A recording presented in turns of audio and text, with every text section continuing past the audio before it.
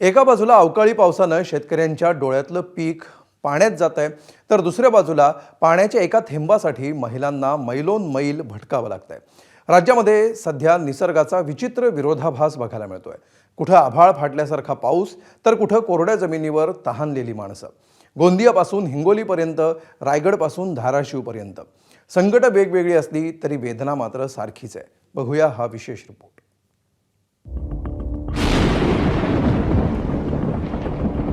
मध्यरात्री अचानक आकाशात ढग दाटले, वादळी वाऱ्यानं वेग घेतला आणि काही क्षणात गोंदिया जिल्ह्यात अवकाळी पावसानं जोरदार हजेरी लावली।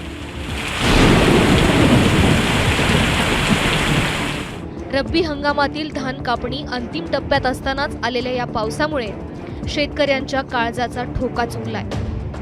शेतात कापून ठेवलेलं धान, मका पिकं आणि अनेक महिन्यांची मेहनत आता पावसाच्या पाण्यात वाहून जाण्याची भीती निर्माण झाली। कोकणात मात्र मान्सूनपूर्व पावसाच्या सरी बरसू लागल्यात। रत्नागिरी, रायगड आणि सिंधुदुर्गमध्ये वातावरणात बदल जाणवतोय। समुद्रात वाऱ्याचा वेग वाढलाय, त्यामुळे अनेक मासेमारी बोटी किनाऱ्यावरच थांबल्यात। मान्सूनची चाहूल आनंदाची असली तरी बदलत्या हवामानामुळे निसर्गाचं चक्र आता अधिकच अनिश्चित होत चाललंय। ज्या लाटा आहेत त्या देखील कमी अधिक प्रमाणात इथं उसळताना दिसत आहेत आणि डोळ्यांनी जर बघितलं कधी कॅमेराने ह्या काही गोष्टी दिसणार नाहीत, तर एक मातीसारखा म्हणजे तांबडासा कलर जो म्हणतो पाण्यावरती, तो देखील काही प्रमाणामध्ये जाणवू लागलेला आहे। स्थानिक भाषेत किंवा स्थानिक इथल्या काही लोकांशी बोलल्यानंतर साधारणपणे हे संकेत जे आहेत ते मान्सूनच्या आगमनाचे असल्याचं सांगितलं जातं आणि सध्या पाण्याला करंट असल्यामुळे किंवा समुद्र काही प्रमाणात खवळलेला आहे, वारा आहे आणि त्यामुळं ज्या मासेमारीसाठी जाणाऱ्या बोटी आहेत त्या देखील अगदी सध्याच्या घडीला बंदरामध्ये उभ्या असलेल्या आपल्याला दिसून येतात आणि याचा अर्थ हाच मानला जातो की पुढच्या काही दिवसांमध्ये म्हणजे अगदी 8-10 दिवसांमध्ये किंवा 15 दिवसांमध्ये मान्सून जो आहे किंवा पावसाळा जो आहे तो सुरू होईल। एकीकडे हा अवकाळी पाऊस शेतकऱ्यांचं नुकसान करतोय, तर दुसरीकडे राज्यातच अनेक गावांमध्ये पाण्याचा एक थेंबही मिळत नाहीये। हिंगोलीच्या खंडाळा गावात महिलांची रोजची सकाळ हंडा घेऊन सुरू होते।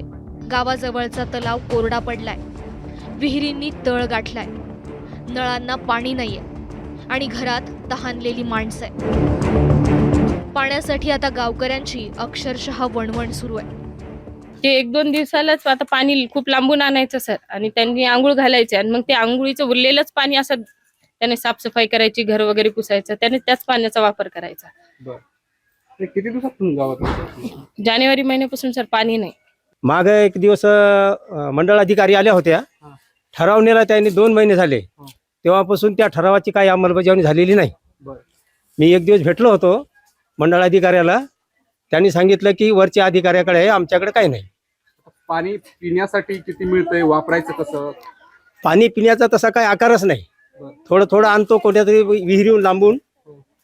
2-2 किलोमीटरहून पाणी आणायचं काम पडते आम्हाला। बाया, गडी आणि हे सगळे या पाण्यामध्येच व्यस्त असतात।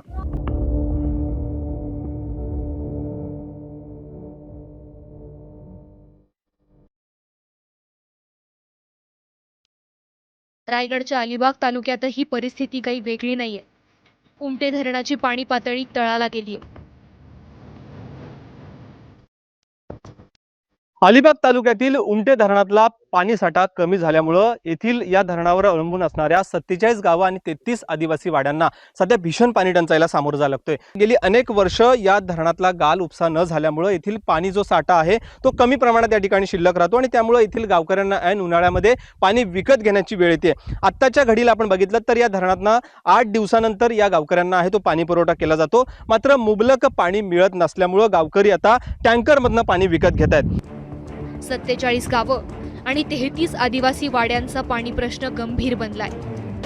उन्हाळ्याच्या शेवटच्या टप्प्यात गावकऱ्यांवर आता पाणी विकत घेण्याची वेळ आली आहे। महिन्याला हजारो रुपये खर्च करूनही पाण्याची चिंता संपत नाहीये। इथल्या पाण्याच्या प्रश्नावर, आया बहिणींच्या पाण्याच्या प्रश्नावर जर तुम्हाला प्रश्न मांडता येत नसतील तर तुमचं अपयश आहे, हे जिल्हाधिकाऱ्यांचं अपयश आहे, इथल्या नेत्यांचं अपयश आहे। हा गाळ हे तुमचं पाप आहे, हा तुमचा आळस आहे, तुमच्या निष्क्रियतेची ही पावती आहे।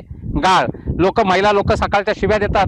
अरे प्यायच्या पाण्याचा प्रश्न तुम्ही सोडू शकत नसाल तर शिक्षण, नोकऱ्या, आरोग्य ही तर वेगळीच बाब आहे. तर धरणासाठी पैसा आला तर धरणासाठी योग्य नियोजन झालं पाहिजे की जेणेकरून आम्हाला त्याचा पाण्याचा उपभोग घेता येईल. कारण दुसरा सोर्स नसल्यामुळं आज आम्हाला वणवण पाण्यासाठी फिरायला लागत आहे. कारण पाण्यासाठी दुसरा आमच्या एवढ्या 18 गाव आणि 33 आदिवासी वाडी आहेत, त्यांना दुसरा पाण्याचा सोर्स नाही आहे. काही बोरली मारतात, बोरला पाणीच लागत नाही आहे. त्यामुळं आम्ही ह्या उमटे डॅमच्या धरणावरच आम्ही डिपेंड आहोत, अवलंबून आहोत. त्यामुळं हे पाणी आम्हाला मिळालं पाहिजे, हे आमचे कळकळीची विनंती आहे. आणि या सगळ्या संकटांमध्ये काही ठिकाणी प्रशासनही उपाय शोधण्याचा प्रयत्न करताना दिसतंय. धाराशिवमध्ये जलतारा प्रकल्पातून पाणी अडवण्याचं काम सुरू आहे. रखरखत्या उन्हात जिल्हाधिकारी कीर्ती किरण पुजार आणि तहसीलदार मृणाल जाधव यांनी थेट शिवारात जाऊन कामांची पाहणी केली. 4 चाकी वाहन जाऊ शकत नसल्यानं अधिकाऱ्यांना स्कूटीवरून शेतात पोहोचावं लागलं.